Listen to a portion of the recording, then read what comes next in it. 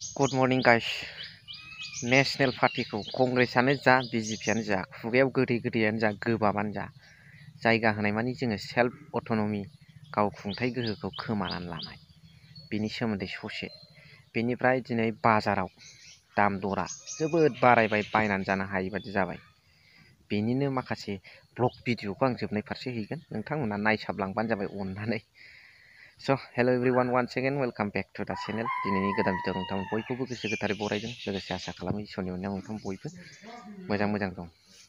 टेम्पारेचारा थिग थायाबा देहायाबो थिग थानो नारा गाइस दुरबल जानो आरो।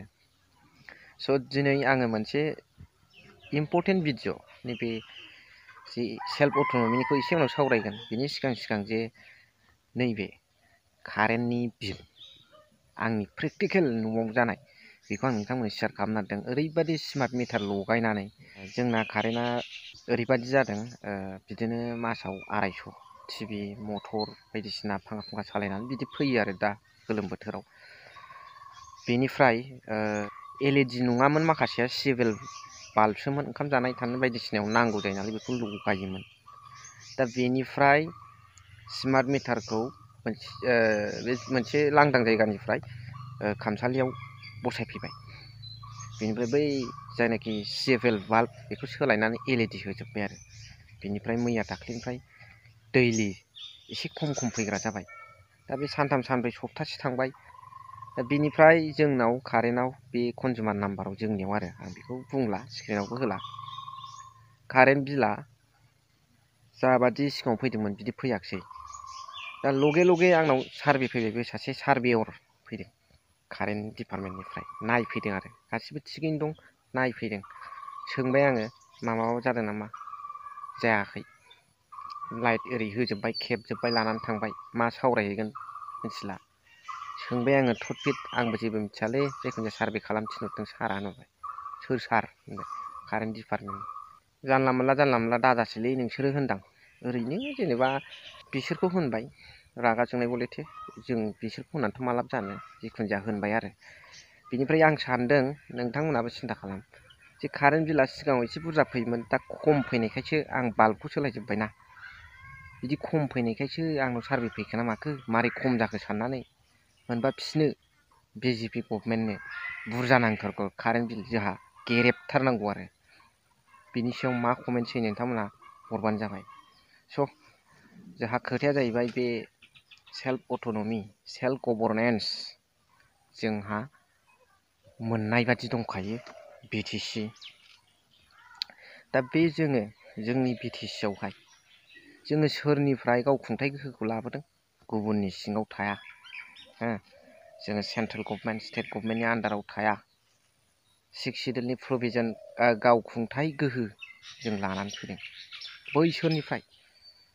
दा दिनैहाय गावखुंथाय गोहोखौ लानायावनो जों बैसोरनो गथाय हरफिनोबा खोथाया जाहैबाय BTC आव जों बैसोरखौ जायगा होयोबा BJPखौ बा कंग्रेसखौ नेशनेल पार्टिखौ जायगा होयोबा जों सोरनिफ्राय गावखुंथायखौ लाबोखो गावखुंनो जोङो नागारै गुबुननो मानो हगारनारखो जायनिफ्राय जों नोंसिनि सासनाव थाया होननानै गावखुंथायखौ जों लादों बिसोरनो जों हगारफिननाय जाया होमबा।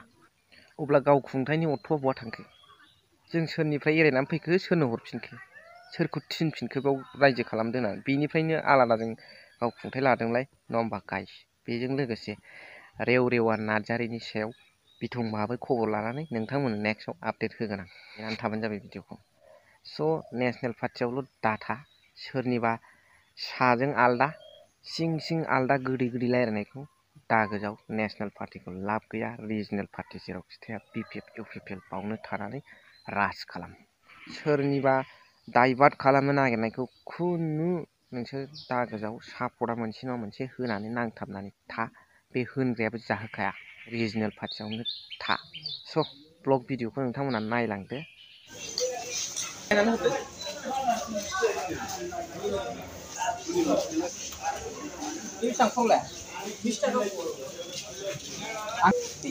बाजारा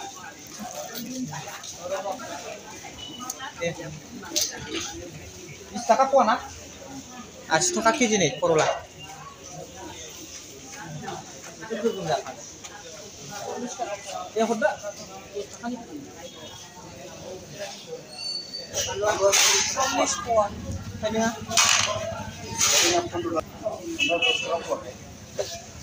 Ini kom sini.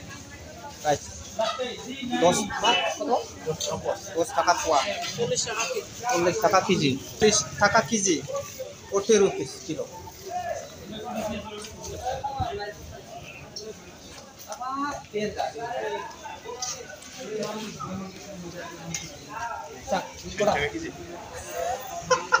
Saya taka kilo.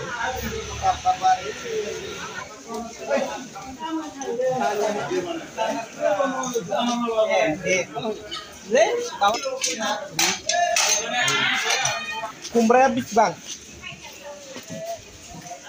Kopi ekor.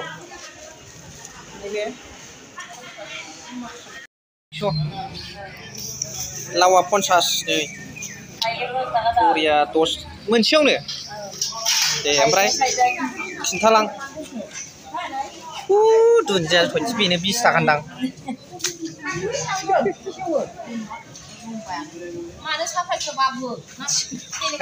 Cinema गोजाननिसो मानसिखौ खेबला बेसेबां 50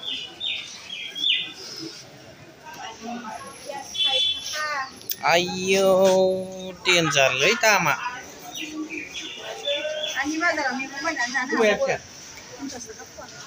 थैबाय आं जानायनि ना जोलैनि जायो बेसेबां बिलाय सोर एथ' गोराखौ जानांगौ खोलाखौलाय माबाहाय खोला नङा बेयो माथो देलांसो बाप आं दिनैसो नुफेरदोंलै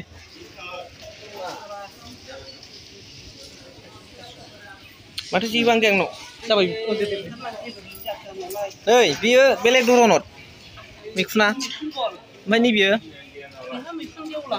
गेवलां ओमफ्राय बेसेबां सबाया बारे नै मालिका ओमफ्राय थाखा मोनसेयाव ओमफ्राय खांख्रिखलायालाय 20 थाखा पवा बे मुथासेयाव ना बेलाय बेसेबां दालायाव तेजपात हा 10 थाखा दे सफारियाबो 10 जागोन बे हासो ये क्या है ये अनार है अनार अच्छा किस लिए ये खाने के लिए अच्छा थैंक यू स' बिदिखौ एसेखिनियावनो दोनथ'बाय थेंक इउ फर वाचिं लाभ इउ